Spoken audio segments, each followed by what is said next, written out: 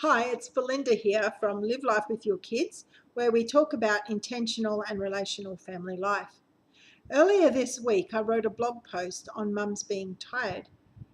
And it's as I have worked through this in my own life and in the life of my teens that I've come to realize that being tired is a consequence of our choices. Now, this might be like obvious to you, but so often we say the words, "Oh, I'm tired," and we don't think anything more about it. But if tiredness is a consequence of our choices, then we can start taking responsibility for that. We need to take responsibility for that. When we are tired, we lose motivation for even the most important things. We become inconsistent with the teaching and training of our children.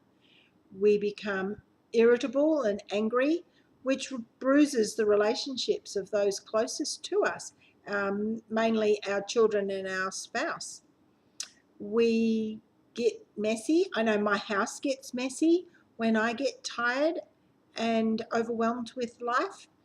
Um, Life starts to tumble down around us. Because for me, I take on more and more things, and yet I'm not achieving anything. And so I then feel even more tired. And this is true for every mum. But today I want to talk to those mums who are homeschooling. I know here on Live Life with Your Kids, we have mums who are homeschooling and mums who are not homeschooling. And I think that's really, really cool because raising our children is an issue of discipleship. It's an issue of parenting, and we all choose different tools to do that. And so I love it when mums of all sorts of family choices meet here on Live Life with Your Kids.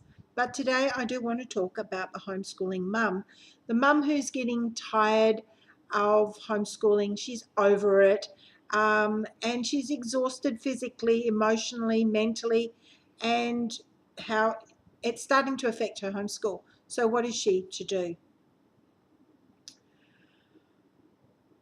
One of the things that fascinates me about human behavior is this idea that we all live really busy, crazy, hectic lives. And we kind of want something else. We don't know how to go about getting there, making the changes necessary.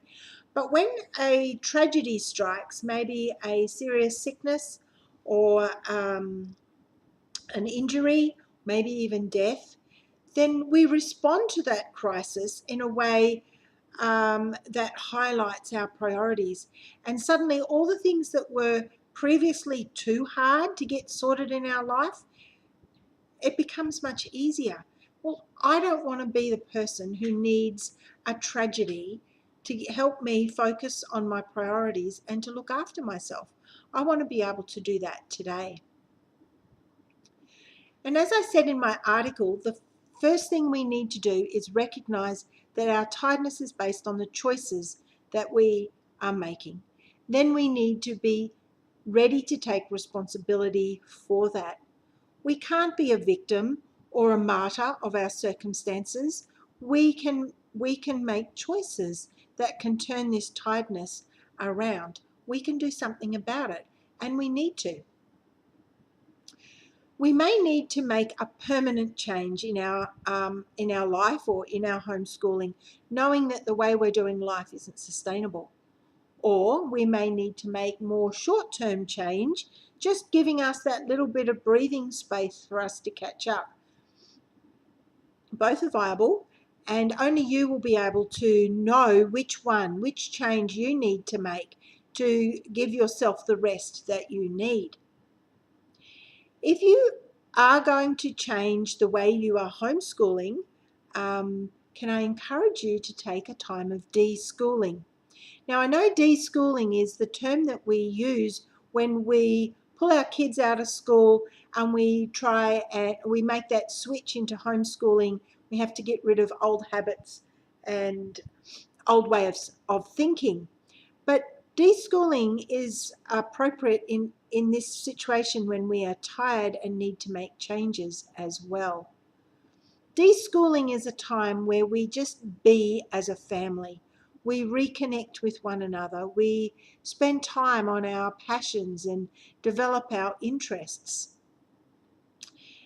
And actually, deschooling could well be the answer for those of you who are wanting to make short-term changes as well, just to give yourself that breather. So either way, deschooling may be the answer for you. Now, I asked my kids once, if we weren't homeschooling and you didn't have to go to school, how would you spend your days?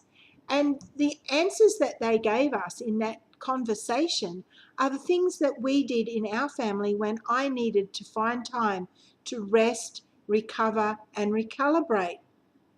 It's an interesting question, and it's one that I encourage you to ask your family.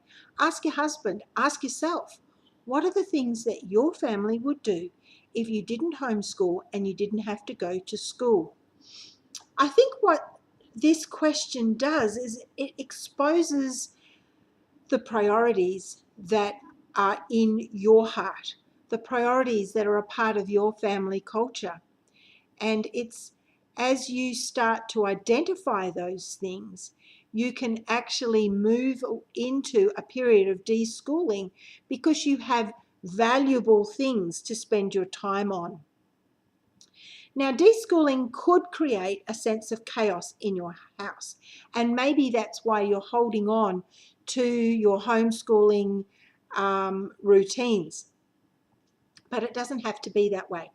There are 3 things that, if you have happening in your family, will help help keep order and peace and harmony in your family as you go through a time of deschooling.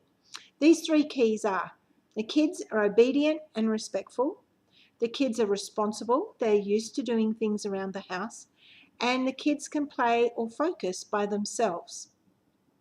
So if you're tired and your kids aren't able to do any one of those 3 things most of the time, there's always going to be glitches, but most of the time, then I would have a season where you teach and train those 3 habits.